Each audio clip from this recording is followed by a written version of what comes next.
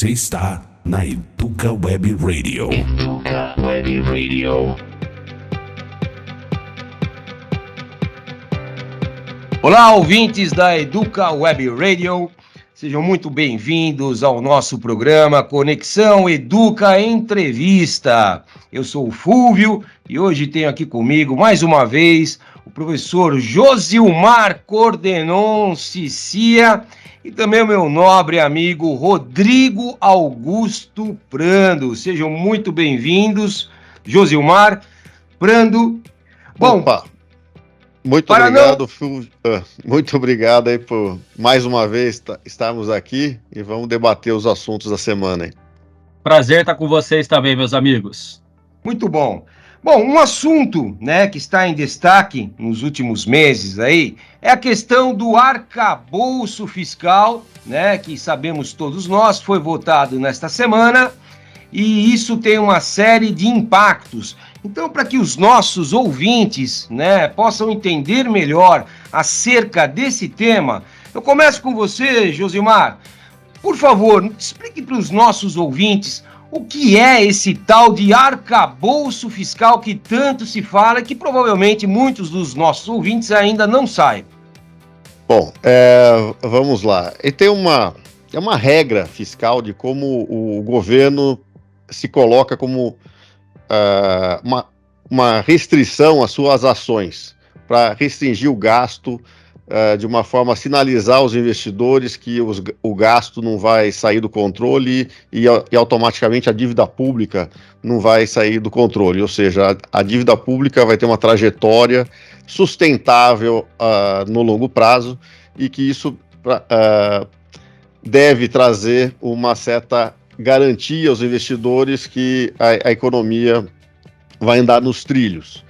Então, só pegando algum histórico, desde o começo do Plano Real, a gente costumou a ter sempre uma regra fiscal, de uma forma mais estrita, rígida e outras vezes não.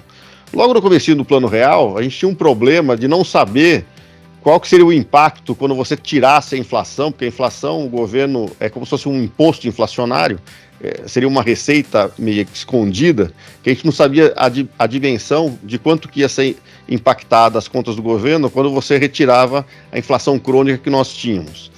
E a gente tinha uma série de problemas que o gasto cada vez maior, o Pedro Malan, eu lembro que se assustava toda vez para fechar as contas e só aumentava gasto, não conseguia segurar, enfim. E foi um susto atrás do outro, a realidade foi se impondo. Até que teve crise da Ásia, crise da Rússia e chegou na crise do Brasil. O Brasil teve que deixar o real flutuar, a gente vivia no câmbio fixo, e aí a gente fez um acordo com o FMI e tudo mais, para colocar acabamos tendo o tripé macroeconômico de câmbio flexível, metas de inflação e perseguir um superávit de 3% do PIB na época. Superávit primário, sem contar os juros, tá certo? Então, só pegando as despesas primárias. Esse é o chamado superávit primário, que também é o que rege, é a meta do arcabouço hoje. Isso foi, com o tempo, foi seguindo. Teve, na transição do Fernando Henrique para o Lula, teve um problema aí de... o dólar disparou, toda a insegurança com relação ao primeiro governo Lula, e estava disparado nas pesquisas, o mercado não confiava, o dólar bateu a 4 naquela época, foi um certo caos, mas foi feita a carta aos brasileiros, o Lula, junto com o Palocci, cumpriu tudo que estava naquela carta, e foi cumprido o acordo com o FMI, e foi se acertando as contas. Manteve-se a meta de 3%, mas ele conseguiu entregar um superávit maior, de 4,5%. Então a dívida foi caindo, tinha espaço, foi tranquilo, nós tivemos um período muito bom de crescimento econômico, com boom de commodities e tudo mais. Então o primeiro e o segundo governo Lula foram bem, apesar da crise internacional, mas daí veio o governo Dilma. Ao longo de todo esse período, muita economista está falando, olha, vai ter o problema com a Previdência, uma hora vai bater, porque os gastos de Previdência iam crescendo. No começo o déficit da Previdência era relativamente baixo, mas ele dava sinais claros que, dado o envelhecimento da população e o nosso setor informal bastante alto, você ia ter problemas aí na frente. E chegou no governo Dilma. A Dilma, a partir de 2014, a gente não conseguiu ter mais nem superávit primário, começou a ter déficit. E muita gente achou estranho que a meta começou a ser negativa, quer dizer, a gente não, o governo já falava, a gente não vai ter como ter meta positiva. Eu lembro até a Miriam Leitão falando, como ter meta negativa? Eu falei, não tem condições, ainda tinha que ter, apontar que daquilo lá não ia passar, não ia cair. Uhum. E foi o governo Dilma desorganizou muito essa parte econômica, fiscal e também monetária. Contaminou, inclusive, o Banco Central. O Alexandre Tombini foi a pior administração gestão do Banco Central que nós tivemos. A inflação sempre ficou acima da meta, sempre beirando o teto da meta de inflação. Bom, enfim, aí teve o impeachment e aí assumiu o Temer, com uma equipe econômica mais ortodoxa. De um lado você tinha o Ilan Goldfein no Banco Central, mas você teve uma equipe no Ministério da Fazenda, debaixo do Henrique Meirelles, que propôs o teto de gastos. Uhum. Qual que a lógica do teto de gastos é muito interessante pelo seguinte, dado o nosso déficit estava enorme, fiscal, seria necessário você reduzir drasticamente os gastos. Eu lembro, né, Jô, desculpa te interromper aqui, Sim. O teto de gastos, né, ele previa que o governo só podia elevar a despesa com base na inflação, não era? No ano anterior. Exatamente, ele colocou o gasto de 2016 como o teto. E o teto ia ser reajustado de acordo com a inflação. Só para fazer um parâmetro com o arcabouço, porque o arcabouço acabou substituindo o teto fiscal, certo? Sim. Então o arcabouço subentende-se que ele é mais flexível, correto? É mais flexível e ele tem um piso de crescimento. Na pior das hipóteses, mesmo que fure tudo, o gasto deve crescer no mínimo 0,6% ao ano. 0,6%. Isso mesmo que foi uma catástrofe as contas públicas, o teto sobe 0,6% acima da inflação. Mas isso, obviamente, que vai depender do que o governo vai arrecadar no ano anterior, correto? Exatamente. Então, quanto maior for a arrecadação, maior será o tamanho do espaço que eles vão ter aí para aplicar em novos gastos. Sim. Então, a lógica do teto, que isso aqui acabou sendo uma certa evolução, foi inteligente pelo seguinte sentido: era necessário fazer um forte ajuste nas contas, principalmente uma queda forte nos gastos, porque a sociedade parece que deu um basta a aumento de impostos. Que na época do Fernando Henrique, que precisou fazer ajuste fiscal, o ajuste foi feito com aumento de tributação, aumento de carga tributária. E a sociedade não aguenta mais isso, então o ajuste agora é para redução de gastos. Só que politicamente isso é muito mais complicado. E por isso nós temos aqui, João, a presença do nosso querido amigo Rodrigo Augusto Prando, que daqui a pouquinho ele já vai falar um pouco mais da política, né, por trás de tudo isso. Exatamente. Então, ao invés de fazer um ajuste drástico, ele falou assim, vamos fazer o seguinte, vamos segurar do jeito que está os gastos, deixar a economia respirar, porque no momento, se fosse feito um ajuste mais ortodoxo, mais duro, em 2016, 2017, a economia brasileira, que já tinha vivido os 2 piores anos econômicos, uma recessão de 3,5% em 2015, 3,5% de queda de PIB em 2016, foi pior do que a pandemia, foi a pior da história.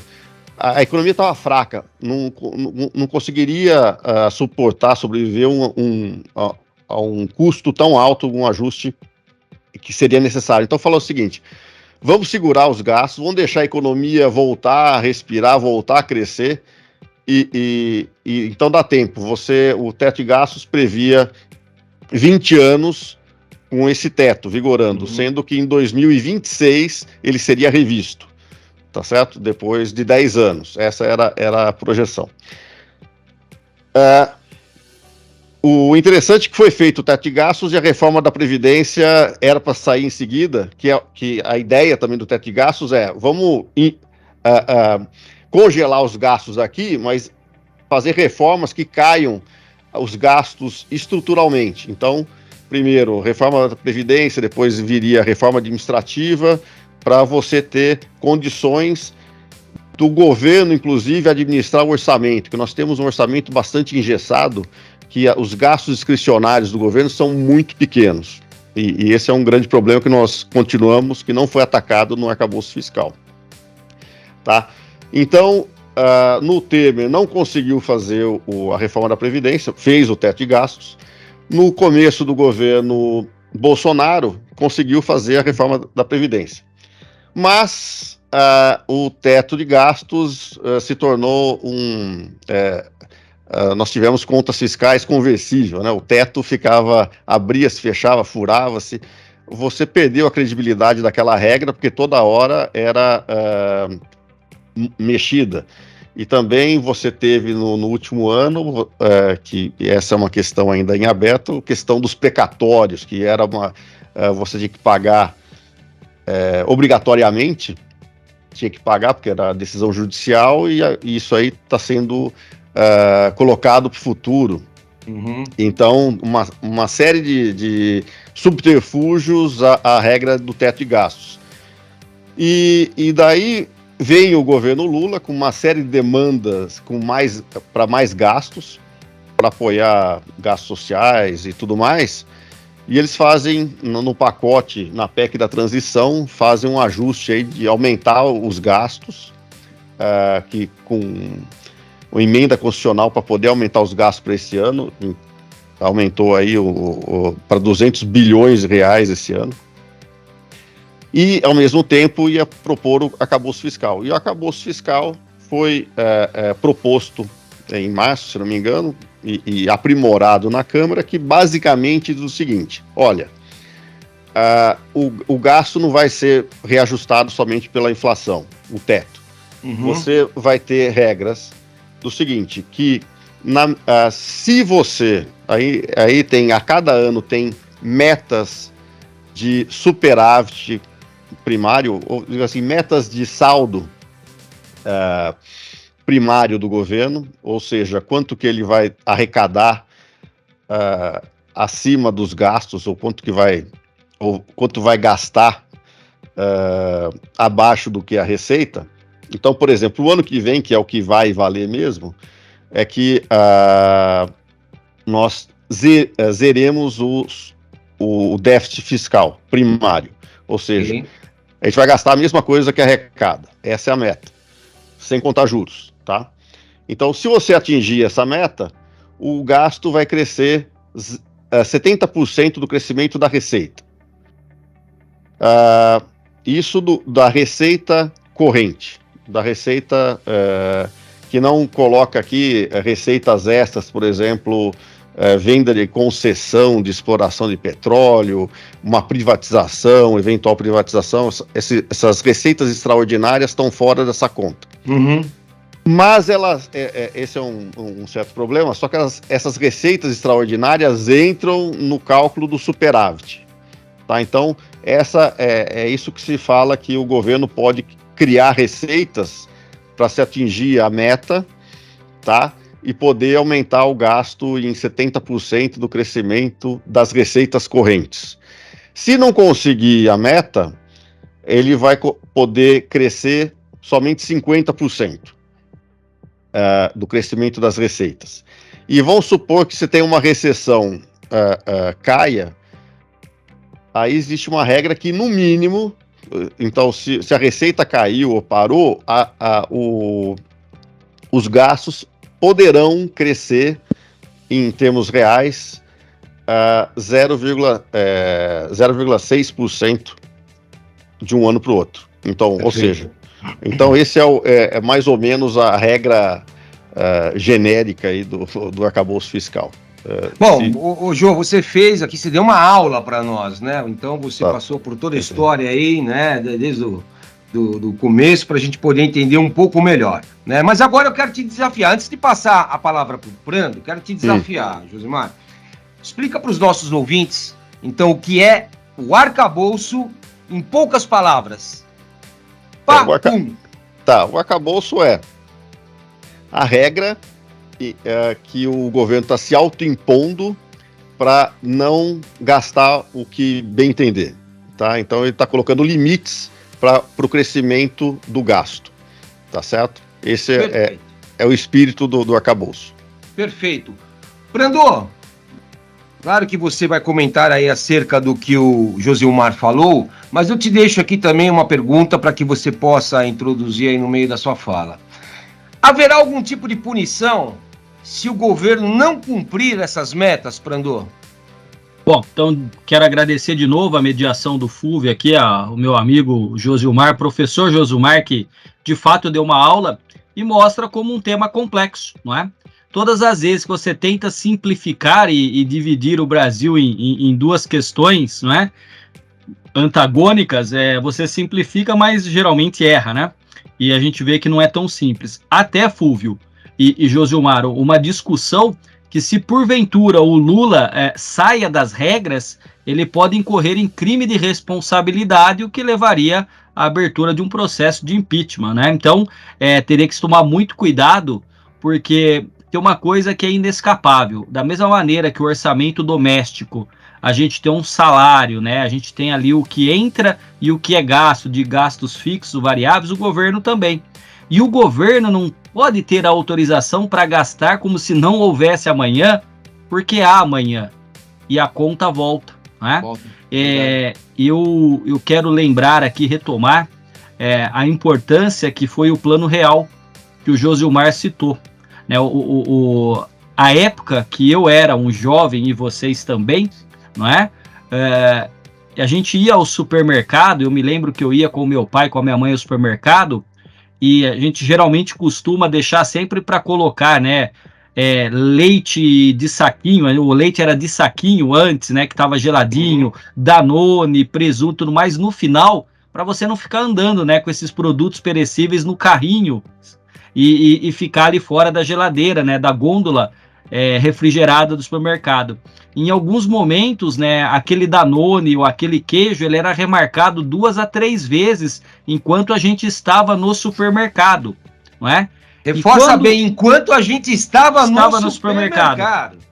A inflação mensal era uma coisa tão absurda que o pobre, que não tinha conta bancária, que não tinha condições de se defender e que não tinha como, por exemplo, a época, né, depois o Josilmar pode explicar melhor, mas tinha o overnight, que era um investimento que dava toda noite ele virava e te dava uma certa remuneração, mas a maioria das pessoas não tinham. Então, o empresário, o consultor, ele assinava tudo em dólar, porque ele queria um porto seguro, né? Enfim, a gente tinha uma moeda que era uma moeda já corroída pela inflação, o poder de compra caía muito. E o Fernando Henrique, vale lembrar, quando ele se torna ministro, né, ministro da Fazenda, assumiu uma loucura, porque o Fernando Henrique, ele era o ministro das Relações Exteriores do governo Itamar Franco.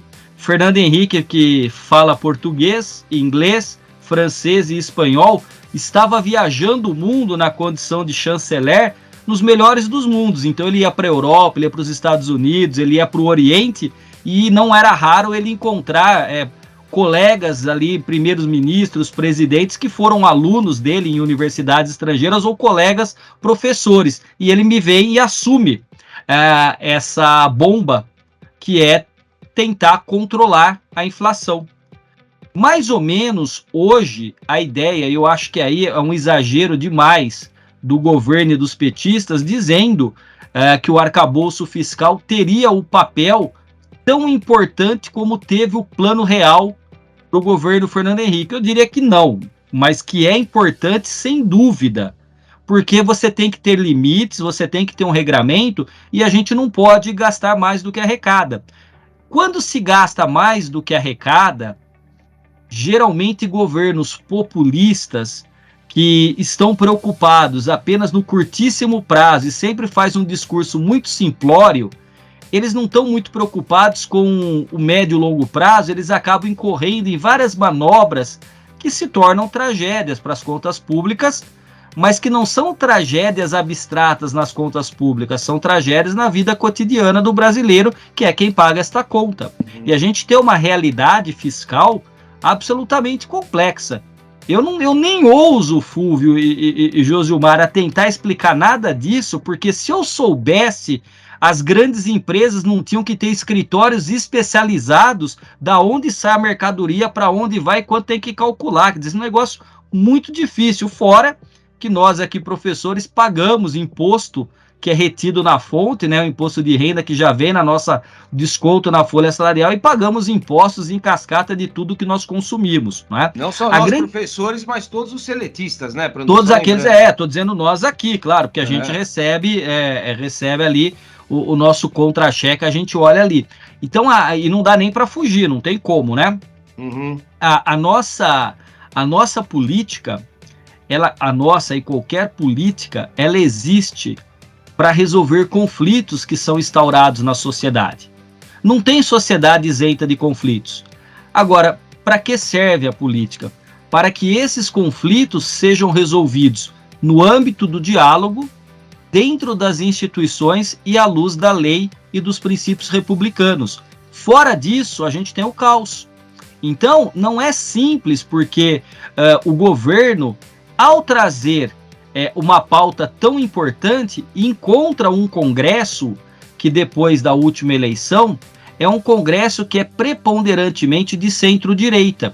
Agora, você tem figuras de centro-direita cujo pensamento e responsabilidade são enormes, porque essa também era uma pauta, então eu imagino que essa não deva ser uma pauta ideologizada, é uma pauta que deve servir para colocar regras da vida do Estado brasileiro, e o Estado custa, não é? Então o governo não imprime dinheiro. Não, custa e muito, porque a gente tem um país continental, a gente tem uma realidade em que nós três aqui, ou o nosso ouvinte da Educa, tem certa dificuldade de enxergar que em algumas regiões aqui da grande São Paulo, você tem uma miséria que é quase absoluta. Então, assim, existem gastos enormes. A gente tem grandes problemas, né, no SUS, mas existe um SUS. Em outros países, se você chegar na porta do hospital com a perna quebrada, você vai gangrenar ali, você vai perder a perna, e você tem que depois empenhar a sua casa para pagar o custo do hospital. Então, tudo isso... Você sabe, Prando, desculpa te interromper, você está falando, né, dá uma coceira, dá um comichão, né, para a gente poder dar os pitacos, né? Você está falando do SUS e você está falando muito bem, mas depois eu quero que você coloque aí na tua fala, ou passe a bola para o Jô, no seguinte sentido: a máquina do Estado está completamente inchada. Então, mas isso aí tem pesquisas que mostram que não é bem por aí, né? O que a gente tem, e aí eu diria, para que eu concordo, é que a gente tem um grupo privilegiadíssimos de funcionários públicos que ganham muito acima da média dos outros trabalhadores. Claro. É aquilo que um autor que eu gosto muito, Raimundo Faoro, tem o seu livro chamado Os Donos do Poder. É uma casta burocrática que se assenhora do Estado, que toma o Estado para si e acha que o Estado é a extensão de sua família, que o Estado é a extensão de sua empresa, que o Estado é a extensão dos seus interesses, e tomam para si. E isso a gente tem nos três poderes. Sim, a gente tem no judiciário, a gente tem no legislativo, a gente tem no executivo, não é? Então, se a gente for olhar, falar, mas o nosso Congresso custa muito. De fato custa, mas a inexistência dele nos custaria muito mais, inclusive em termos de liberdade. Né? Aí dá discussão para mais de metro, né? Porque existem estudos que mostram que a relação funcionário público e funcionários da iniciativa privada, ou o conjunto de cidadãos do Brasil, não é aquele país que mais tem. Então a gente tem, dentro do Estado, distorções enormes. Como a gente tem menos distorções, talvez, na iniciativa privada por uma lógica do mercado. Como, na grande maioria das vezes, no Estado, salários, benefícios, privilégios e penduricalhos são votados por aqueles que são interessados neles, você tem uma enorme dificuldade de alguém que tem uma residência numa cidade, mas tem auxílio, moradia. Então é esse juiz que vai te julgar.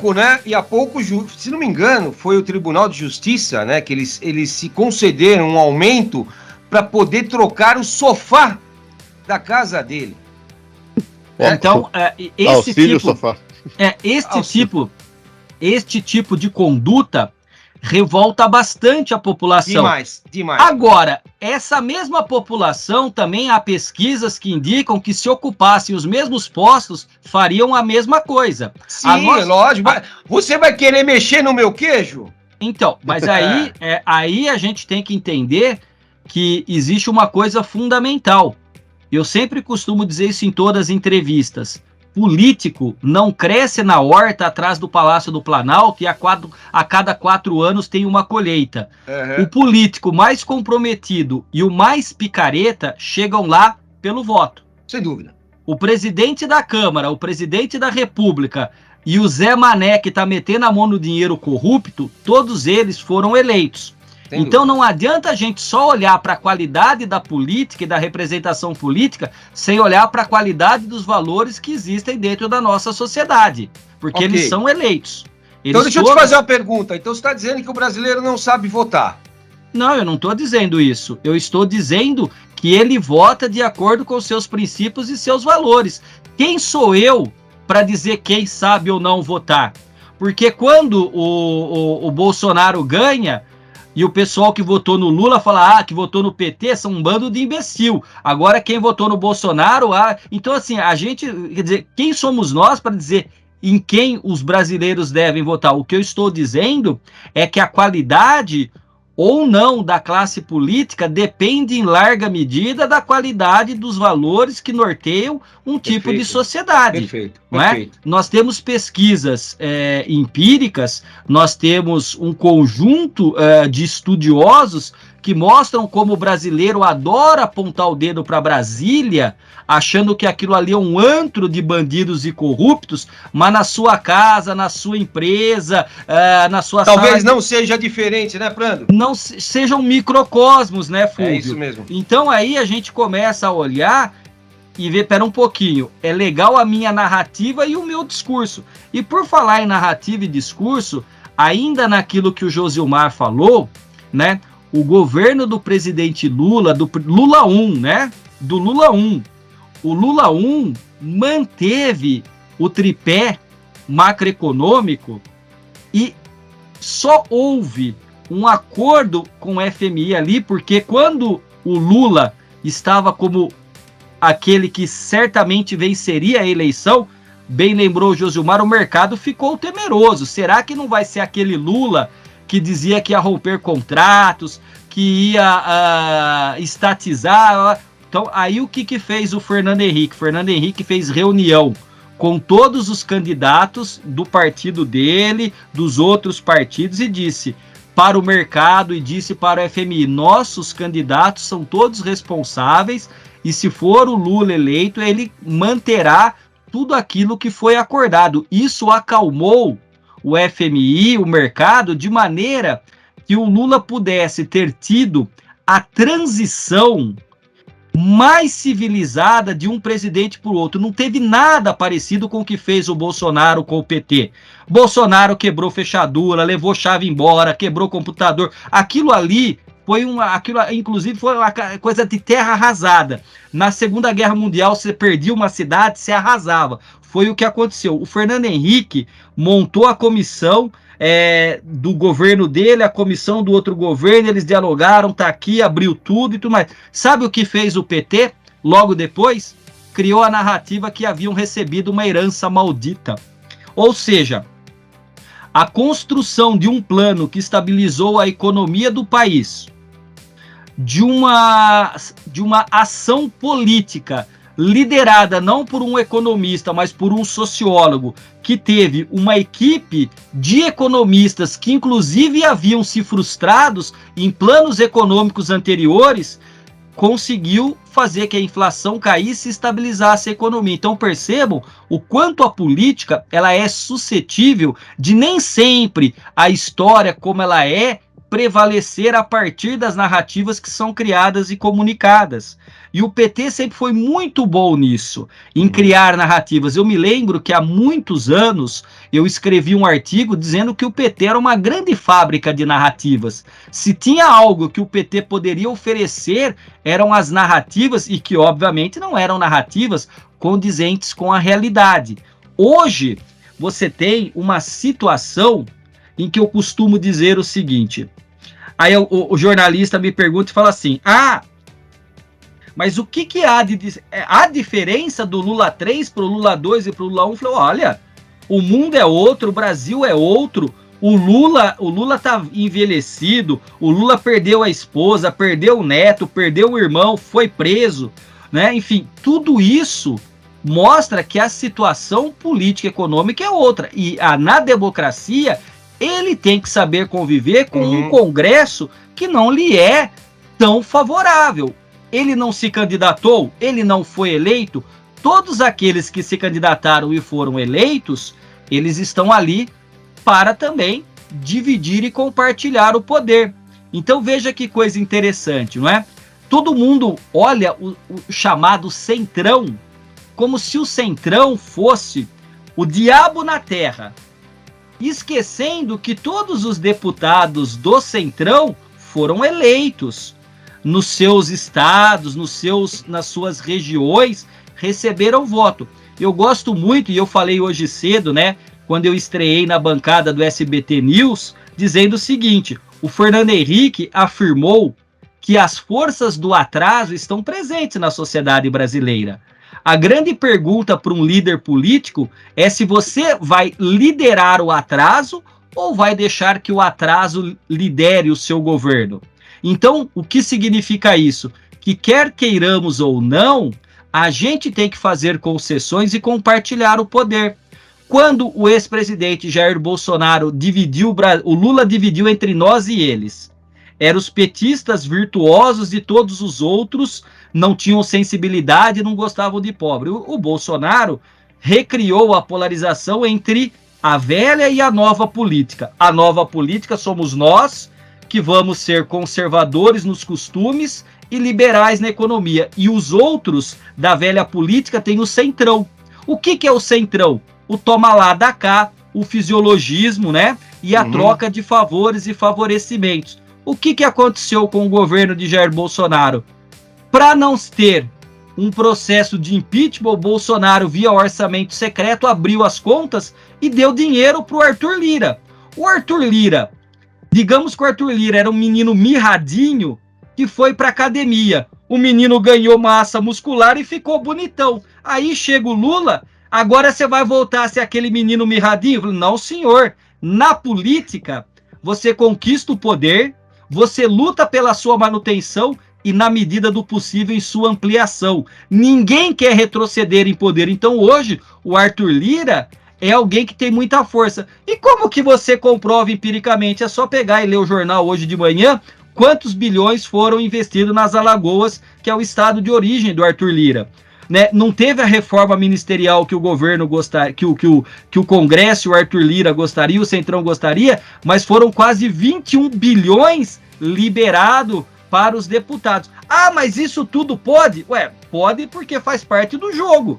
Ah, mas eu não queria jogar esse jogo. Ué, vai morar na China.